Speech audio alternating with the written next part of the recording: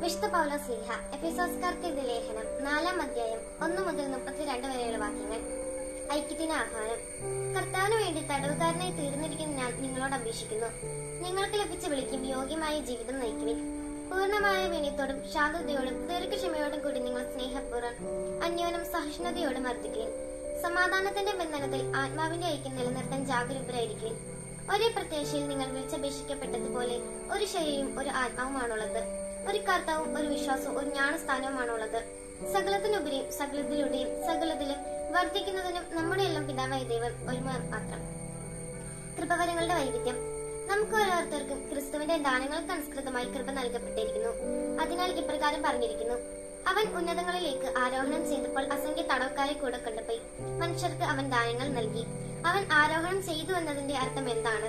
അവൻ ഭൂമിയുടെ അധോഭാഗങ്ങളിലേക്ക് ഇറങ്ങി എന്ന് കൂടിയല്ല, ഇറങ്ങിയവൻ തന്നെയാണ് എല്ലാ വസ്തുക്കളെയും പൂരിതമാക്കാൻ വേണ്ടി എല്ലാ സ്വർഗങ്ങൾക്കുപരി ആരോഹണം ചെയ്തവനും. അവൻ ചിലർക്ക് അപ്പസ്തോലന്മാരും പ്രവാചകന്മാരും സുവിശേഷ പ്രഘോഷകന്മാരും ഇടയന്മാരും പ്രബോധകന്മാരും മറ്റും ആകാൻ വരം നൽകി. ഇത് വിശുദ്ധരെ പരിപൂർണരാക്കുന്നതിനും ശുശ്രൂഷയുടെ ജോലി ചെയ്യുന്നതിനും ക്രിസ്തുവിന്റെ ശരീരത്തെ പണിതുയർക്കുന്നതിനും വേണ്ടിയാണ്.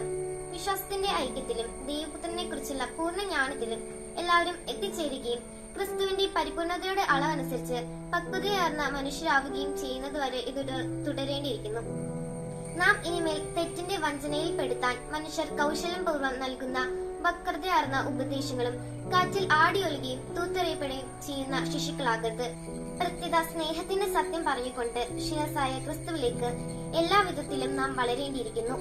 അവൻ വഴി ശരീരം മുഴുവൻ ഓരോ സന്ധിബന്ധവും അതതിന്റെ ജോലി നിർവഹിക്കത്ത വിധം സമന്വയിക്കപ്പെട്ട് വളരുകയും സ്നേഹത്തിൽ രൂപം പെടുകയും ചെയ്യുന്നു. ക്രിസ്തുവിൽ നവജീവിതം. കർത്താവിൽ ഞാൻ നിങ്ങളോട് ഉറപ്പിച്ച് പറയുകയും സാക്ഷ്യപ്പെടുകയും ചെയ്യുന്നു: നിങ്ങൾ ഇനിയൊരിക്കലും ഭക്തചിന്തയിൽ കഴിയുന്ന വിജാതയരെ പോലെ ജീവിക്കരുത്.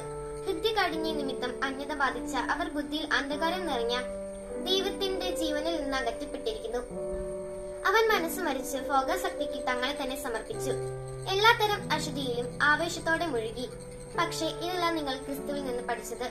നിങ്ങൾ യേശുവിനെ കുറിച്ച് കേൾക്കുകയും സത്യം തന്നിലായിരിക്കുന്നത് പോലെ തന്നെ അവൻ നിങ്ങളെ പഠിപ്പിക്കുകയും ചെയ്തിട്ടുണ്ടല്ലോ.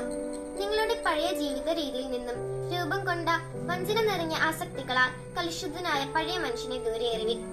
നിങ്ങൾ മനസ്സിന്റെ ചൈതന്യത്തിൽ നവീകരിക്കപ്പെട്ട യഥാർത്ഥമായ വിശുദ്ധിയിലും നീതിയിലും ദൈവത്തിന്റെ സാദൃശ്യത്തിൽ സൃഷ്ടിക്കപ്പെട്ട പുതിയ മനുഷ്യൻ നിങ്ങൾ ധരിക്കുവിൻ. വർജിക്കേണ്ട തിന്മകൾ. അതിനാൽ വ്യാജം വെടിഞ്ഞ് എല്ലാവരും തങ്ങളുടെ അയൽക്കാരോട് സത്യം സംസാരിക്കണം. കാരണം നാം ഒരേ ശരീരത്തിന്റെ അവയവങ്ങളാണ്. കോപിക്കാം, എന്നാൽ പാപം ചെയ്യരുത്. നിങ്ങളുടെ കോപം സൂര്യൻ അസ്തമിക്കുന്നതുവരെ നീണ്ടു പോകാതെ